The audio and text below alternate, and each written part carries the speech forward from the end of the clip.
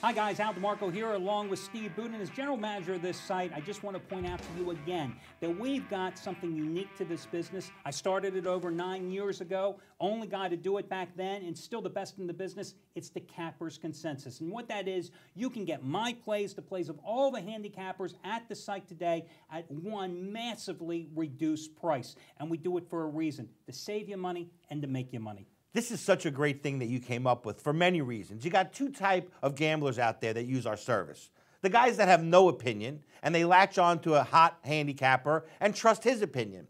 And then you have the guys that have their own opinion, and it's a decent opinion. And they like to use the Cappers Consensus because they read all the top experts' opinions, see which one jives with their own opinion, and then that's the play that they make. So having this information at their fingertips is so very valuable to them, and not having to spend a ton of money to get it makes it a no-brainer. And that's exactly why I used the word consensus when I came up with this all those years ago. Cappers Consensus, that's exactly how you use it. And guys, listen, if you bought my plays and the plays of all the other handicappers at this site, Anthony Red and Jeff Benton and Craig Davis, who's been red hot, you buy all their plays separately, you're spending $600, $700, $800. You're getting it at a massive price reduction, and you get all the plays right now. Cappers Consensus, check it out.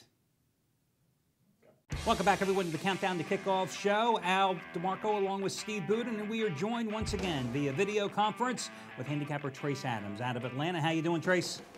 I'm great today. How are you guys doing? Hey, not as good as you have been doing, I have to say, on Sundays. I mean, let me give you the shameless self-promotion plug since you're not going to do it yourself. You've won 6 of the last 7 Sundays, and your pay after your win plays, which are on an overall run of 37 and 16. You've hit your pay after your win play 7 straight Sundays. Great call.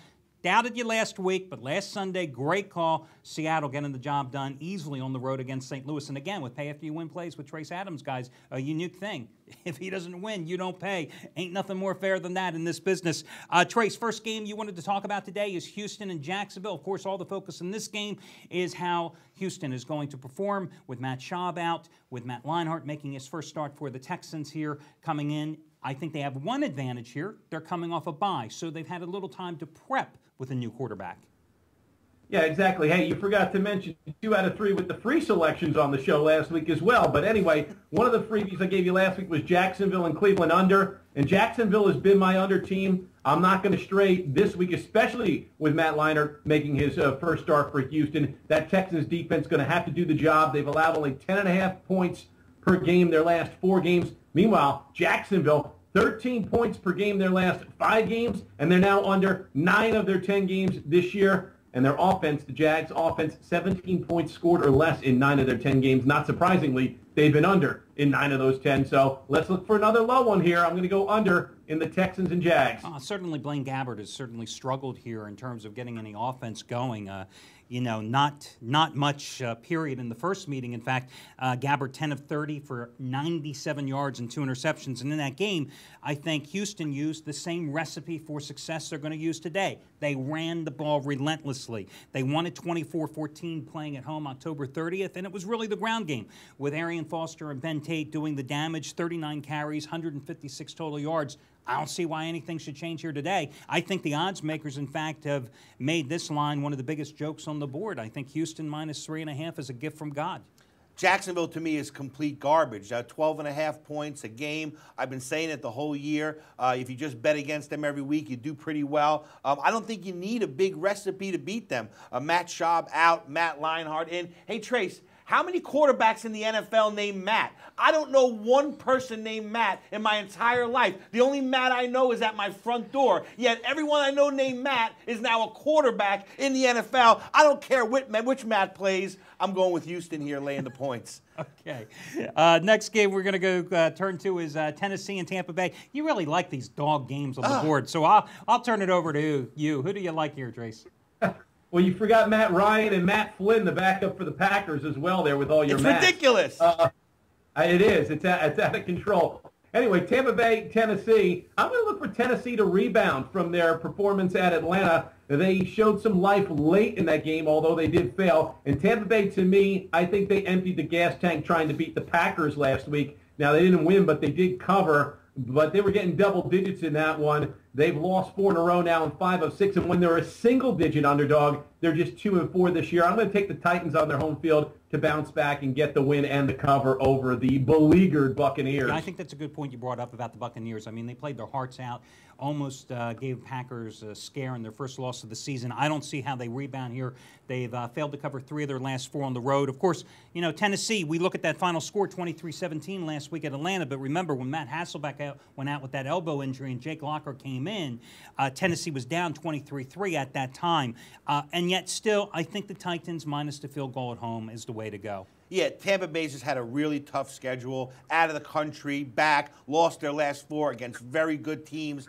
I don't see how they muster it up. I'm going with Tennessee also. And the last one you wanted to touch on was Denver and San Diego. I told you guys last week here on the show, the Chargers, I was through with them. As a matter of fact, I used the Bears as a free pick on my daily video report, of which, FYI, Trace Adams has one, just like me, on our sites every single day. Tim Tebow, what can you say, 4-1 as a starter, could not rally the team coming off the bench to replace Kyle Orton in the first go-round. And this has been a series that has been dominated by the Chargers. I believe they've won and covered 4 straight. Lay it with San Diego, or does Tebow work his magic once more?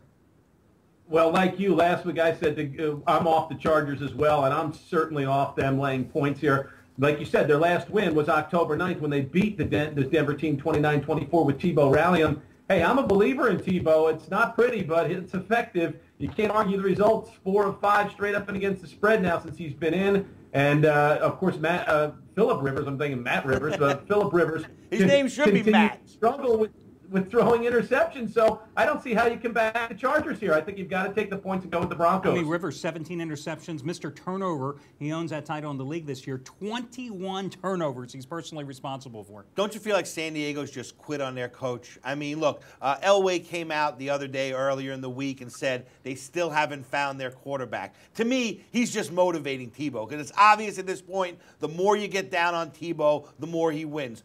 I love Tebow in Denver, but only when they're in a position to play a team that they can win. I think San Diego, a team that they can beat. I think San Diego is one of those teams that they can beat. I like Denver here. Going on the Tebow train one more time. Listen, the Chargers can't stop the run. They can't put pressure on opposing quarterbacks. And no one has been able to stop the triple option because, you know, people look at that and say, oh, it's a college offense. Yeah, what the problem is, this is the NFL. Right. And defensive coordinators and the players in the league are not accustomed to playing against that triple option. No different in college football when a team plays like Georgia Tech or Army, for example. They're just not accustomed to seeing that type of offense. They have a hard time defending against it. So I think this could be a 3 or 4 point game. I'm with you. I would go with the Broncos. Hey, Trace, thanks for joining us again. Trace Adams, 6 of 7 winning Sundays. In Trace we trust. And Trace we trust. There you go. 7 straight pay after you win. Double thumbs up, baby. 7 straight pay after you win winners as well, and his latest is available. And again, Trace has a daily video report where he gives you a free play and in-depth analysis every single day like I do on the site, and no purchase necessary, no registration required to check it out.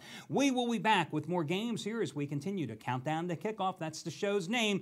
DeMarco here with Steve Budin, and we'll be joining you once again in just a moment.